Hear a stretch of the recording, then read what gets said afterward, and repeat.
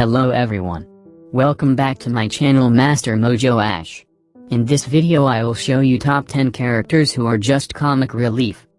Some Dragon Ball characters are introduced to the franchise to bring in more jokes and laughter. It's not easy for an anime series to become as prolific as Akira Toriyama's Dragon Ball franchise, but it seems as if every decade only brings more popularity and success to the shonen property.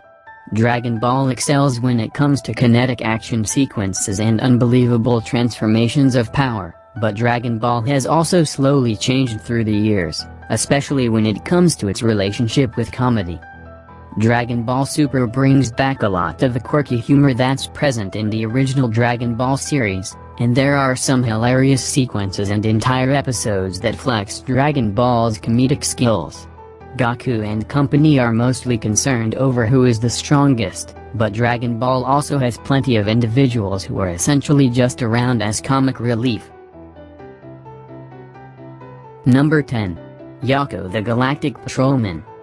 Jaco the Galactic Patrolman constantly stumbles his way to success.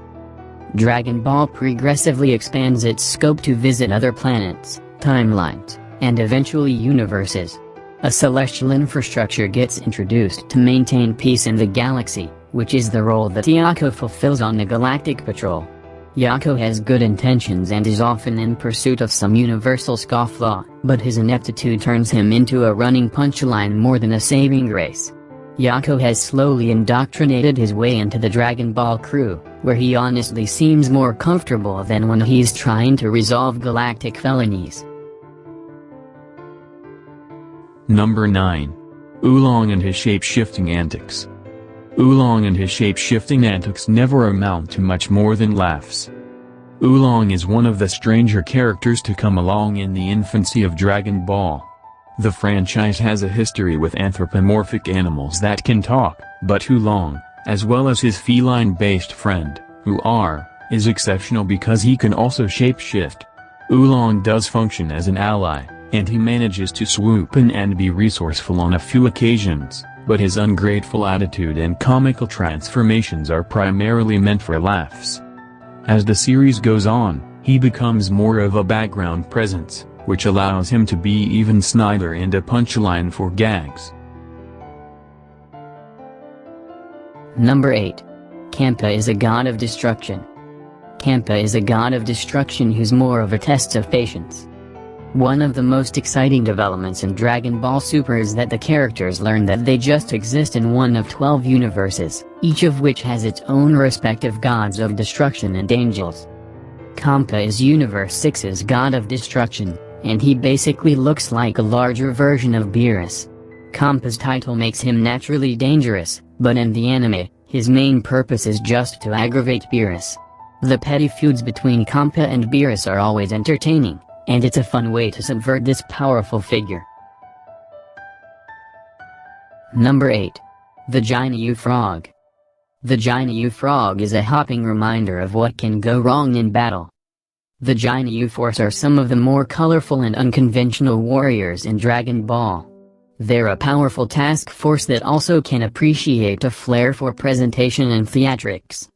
Despite their silly nature, each member of the team is still incredibly strong.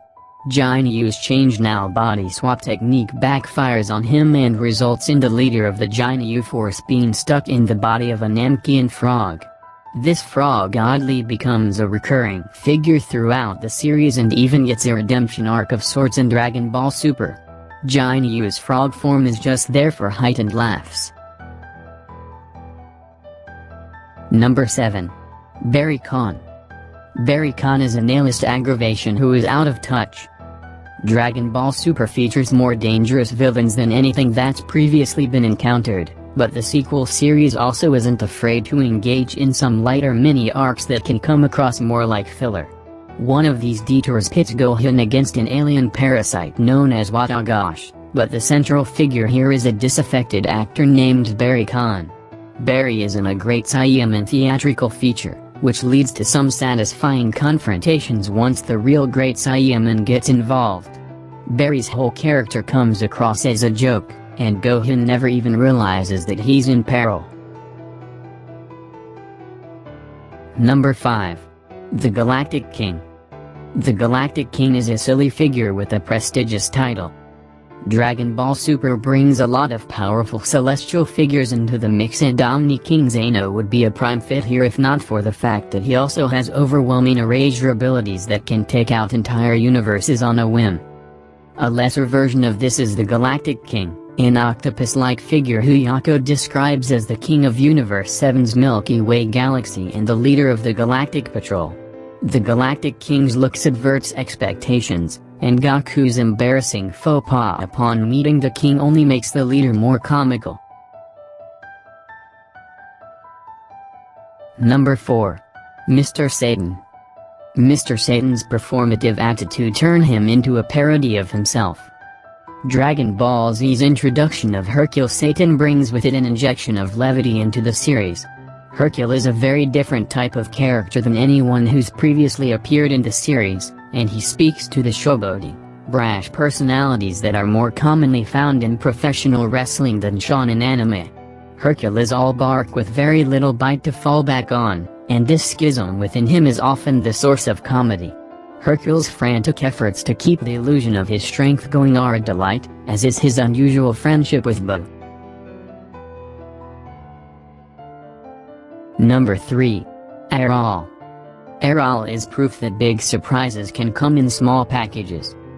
Dragon Ball is easily Akira Toriyama's most notable property, but Dr. Slump has a devout following in Japan, and there have been several crossovers between Toriyama's two popular series.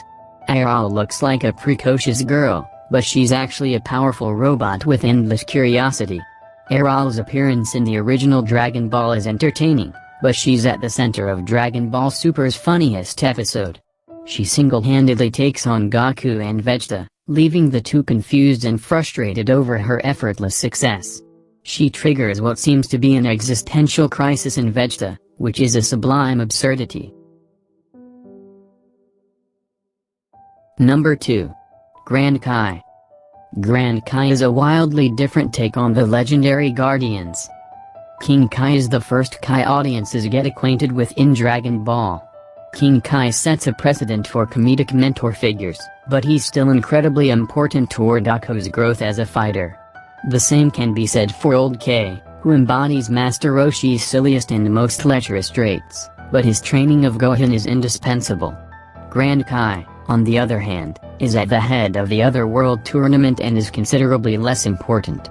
Grand Kai's deadhead aesthetic and groovy attitude mostly amount to laughs, unlike his peers. Number 1. Veku. Veku is the hilarious failed result of improper fusion.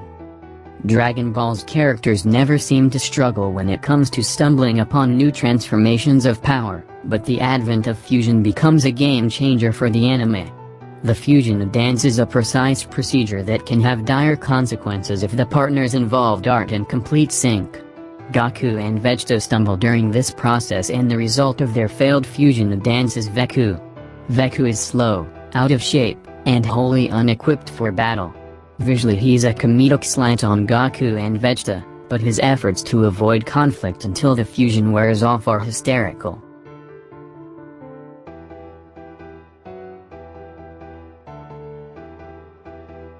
So if you like our video, please subscribe my channel and press the bell icon, so you can get video notification when I upload new video. Like and share with your friends and family. Thank you so much for watching. See you in a new video.